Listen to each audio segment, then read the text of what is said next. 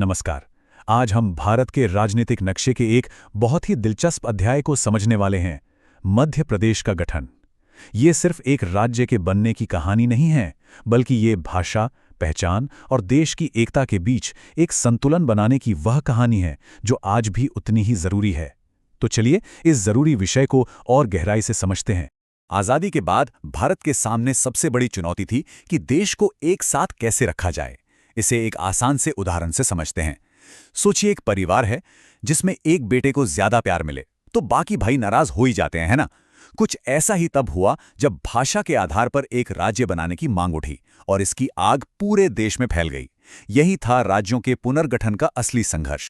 तो इस पूरी प्रक्रिया को समझने के लिए हम सबसे पहले देखेंगे कि भाषाई राज्यों की ये मांग उठी क्यों, फिर सरकार ने इस पर क्या किया और उससे कैसा संघर्ष पैदा हुआ। इसके बाद हम उस ऐतिहासिक कानून के बारे में जानेंगे जिसने भारत का नक्शा ही बदल दिया, और आखिर में देखेंगे कि इन सब के बीच मध्य प्रदेश कैसे बना और आज तक इसमें क्या बदलाव आ रहे हैं। तो कहानी शुरू होती है 1947 से। भारत आज़ाद हो चुका था, लेकिन उसकी अंदरूनी सीमाएं, मतलब राज्यों की बाउंड्रीज, वो अभी भी अंग्रेजों के हिसाब से थीं। अब जनता, खासकर दक्षिण भारत से, एक नई मांग कर रही थी, और ये मांग बहुत भावात्मक थी कि हमें भाषा के आधार पर अपना राज्य चाहिए। तो ये भाषाई आधार था क्या आखिर?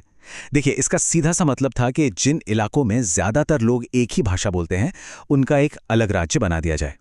सुनने में तो ये काफी सीधा लगता है, पर उस वक्त के नेताओं को डर था कि कहीं ऐसा करने से लोग खुद को भारतीय समझने से पहले, मान लीजिए, तमिल या मराठी ना समझने लगे। देश की एकता को खतरा हो सकता था। तो सरकार ने इस बढ़ती हुई मांग पर क्या किया? उन्होंने जो शुरुआती कदम उठाए वे बहुत ही संभल कर लिए गए थे, जिससे जनता और सरकार के बीच टकराव की स्थिति बन गई। इस मांग की जांच पड़ताल के लिए एक के बाद एक 2 कमेटियां बनाई गईं, लेकिन उनके जो नतीजे आए, उन्होंने तो मानो आग में घी का काम कर दिया। अब सरकार की पहली प्रतिक्रिया देखिए। पहले धारा आयोग बना 1948 में, और फिर जेवीपी समिति, जिसमें जवाहरलाल नेहरू, वल्लभ भाई पटेल और पट्टाभी सीतारामैया जैसे बड़े नेता थे। और मजे की बात यह है कि दोनों ने ही भाषा के आधार को पूरी तरह से नकार दिया। उनका कहना था कि अभी देश की सुरक्षा, एकता और आर्थिक विकास ज्यादा जरूरी हैं, ना कि भाषा के आधार पर राज्य बनाना। धर आयोग की रिपोर्ट का ये हिस्सा उस वक्त की सरकार की चिंता को बिल्कुल साफ साफ बताता है। उन्हें डर था कि भाषाई राज्य बनाना भारत की एकता के लिए एक बड़ा खतरा बन सकता है। लेकिन जब सरकार ने रास्ते बंद कर दिए तो जनता सड़कों पर उतर आई, और मद्रास राज्य में एक अलग तेलुगु भाषी राज्य के लिए जो आंदोलन चल रहा था, वो अब इतिहास बदलने वाला था। 58 दिन, सोचिए, 58 दिनों की भूख हड़ताल के बाद पोटी श्रीरामुलु की मृत्यु हो गई। इस एक घटना ने पूरे तेलुगु भाषी इलाके में जैसे एक चिंगारी लगा दी। हर तरफ हिंसक प्रदर्शन होने लगे और केंद्र सरकार पर इतना ज्यादा दबाव पड़ा कि आखिरकार उन्हें झुकना ही पड़ा। ये एक व्यक्ति का बलिदान था जिसने पूरे देश के नक्शे को बदलने की नींव रख दी। इस एक घटना ने राज्यों के बनने की पूरी प्रक्रिया को हमेशा के लिए बदल कर रख दिया।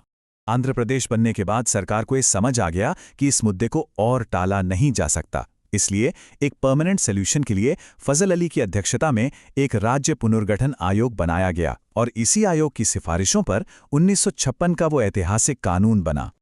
और यहीं पर कहानी में एक बहुत बड़ा ट्विस्ट आता है। फजल अली आयोग ने एक बड़ा ही प्रैक्टिकल, एक बीच का रास्ता निकाला। उन्होंने माना कि हाँ, भाषा एक मुख्य आधार हो सकती है, लेकिन ये अकेला आधार नहीं होगा।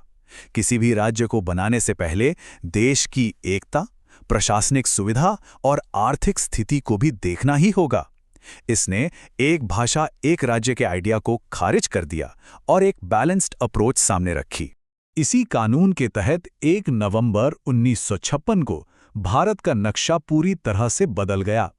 14 नए राज्य और 6 केंद्र शासित प्रदेश बनाए गए, और इन्हीं में से एक था मध्य प्रदेश। मध्य प्रदेश का जन्म किसी एक जगह से नहीं हुआ, बल्कि कई पुराने राज्यों और रियासतों को मिलाकर हुआ, जैसे मध्य भारत, विंध्य प्रदेश और भोपाल राज्य।